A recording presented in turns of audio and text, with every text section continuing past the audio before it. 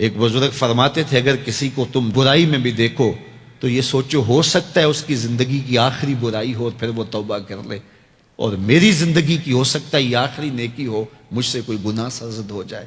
کتنے لوگ ہیں جو مرتبہ کمال پہ پہنچے لڑک گئے، بڑے بڑے لوگ تھے لیکن انجام ٹھیک نہیں ہوا۔ بلعم بن باورا کی مثال ہمارے سامنے موجود ہے۔ بنی اسرائیل کا مستجاب الدعوات ولی تھا، اور جب ہاتھ پھیلا کے منہ پہ ہاتھ پھیرتا تو ہاتھ بعد میں منہ پہ جاتے، قبولیت پہلے ہو جاتی۔ لیکن اسی کے بارے میں قرآن نے کہا نا، مَثَلُهُ كَمَثَلِ الْكَلْبِ، اس کی مثال کتے کی مثال ہے۔ زبان لٹک گئی تھی، زمین چاٹتا تھا، چونکہ اس کے ہاتھ نبی کے خلاف اٹھ گئے تھے۔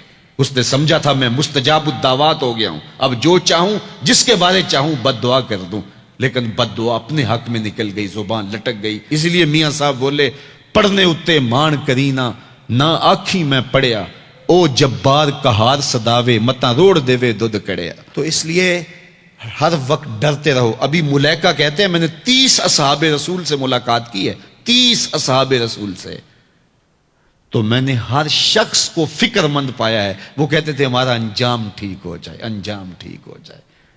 حضرت سیدنا ابو بکر صدیق رضی اللہ تعالیٰ عنہ، جن کے بارے میں میرے رسول کی زبان سے لفظ نکلے، ابو بکر فی الجنہ، ابو بکر جنتی ہے، لیکن وہ کہتے ہیں ایک چڑیا کو دیکھ کے شاخ پہ بیٹھی ہے، کہا واہ چڑیا کتنی موج ہے تجھے، ایک شاخ سے اڑتی ہے دوسری شاخ پہ بیٹھ جاتی ہے، اور قیامت کے دن تیرا حساب بھی نہیں ہوگا، پھنسے تو ہم ہیں جن کا حساب ہوگا۔ یہ وہ لوگ ہیں جن کی زندگی دیکھیے، ان الشیطان یفر من ظل عمر، عمر وہ ہے جس کے سائے سے شیطان بھی بھاگتا ہے، لیکن وہ کہتے ہیں کاش میں مٹی کا ڈھیلا ہوتا۔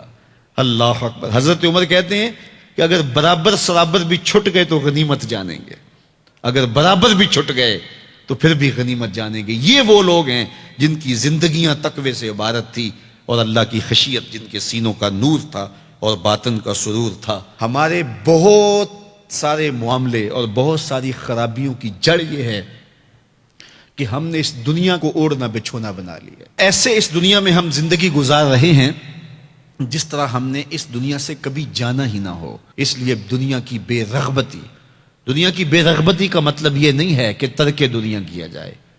اس پر صوفیاء نے جو بات کہی وہ بہت خوبصورت کہی۔ وہ کہتے ہیں کہ دنیا کے اندر ایسے رہو جس طرح کشتی پانی میں رہتی ہے، کہ کشتی پانی میں رہتی بھی ہے لیکن پانی کو اپنے اندر آنے بھی نہیں دیتی۔ تم دنیا میں رہو، دنیا تمہارے اندر نہ رہے۔ اگر تم دنیا میں رہو گے تو خیر ہے، اگر دنیا تمہارے اندر رہی تو پھر کچھ نہیں بچ پائے گا۔ کشتی پانی میں رہے تو خود بھی تیرتی ہے، اوروں کو بھی تراتی ہے، لیکن اگر پانی کشتی میں آ گیا تو کشتی کو لے ڈوبے گا۔ اس کی رحمت کے دروازے کھلے ہیں، آج ہم اس کی چوکھٹ پہ آ جائیں، کل تو آنا ہی آنا ہے۔ پھر جو کفن میں منہ چھپا چھپا کے آتے پھریں گے، کیا اچھا ہو کہ خود کھلے منہ سے اس کی رحمت کے دروازوں پہ آ جائیں۔ اس کی رحمتیں آواز دے رہی ہیں، یا ایھا الانسان، او بھاگنے والے انسان، او نسیان کے پتلے، او بھولے ہوئے، او بھٹکے ہوئے، راستہ چھوڑ کے جانے والے، مالک کی رحمت کی آغوش کو ترک کر دینے والے، آجا پلٹ کے، ما غرک بربک الکریم، آجا تیرا رب بڑا ہی کریم ہے۔ قبل اس سے وہ ماننے سے انکار کر دے، توبہ کا دروازہ بند ہو جائے، سورج مغرب سے طلوع ہو جائے، پھر بندہ ہاتھ کاٹے۔ کسی نے چیخ چیخ کے مجھے کہا تھا، کوئی رو رو کے ترلے منتیں کر کے مجھے کہتا تھا، میں اس کی بات کو نہ سنا، کاش کہ اس کی پکار کو سن لیا ہوتا، اس کی آواز پہ لبیک کہہ دیا ہوتا، اور میں اس کے ساتھ چل پڑتا، اور وہ مجھے انگلی تھام کر محمد عربی کی چوکھٹ پہ پہنچا دیتا، تو آج یہ رسوائیاں میرا مقدر نہ ہوتی۔ صاحبو آؤ، کتاب رحمت آواز دے رہی ہے، کتاب رحمت تمہاری انگلی تھام رہی ہے اور تمہیں حضور کی چوکھٹ تک پہنچا رہی ہے، اور آمنہ کا لال تجھے اپنے دامن میں لے کے رب سے مغفرت اور بخشش کا پروانہ لے کے دے رہا ہے۔ مجرم ہو تو منہ اشکوں سے دھوتے چلے آؤ، آؤ در تواب پہ روتے چلے آؤ، قرآن میں مذکور ہے بخشش کا طریقہ، سرکار کی دہلیز سے ہوتے چلے آؤ۔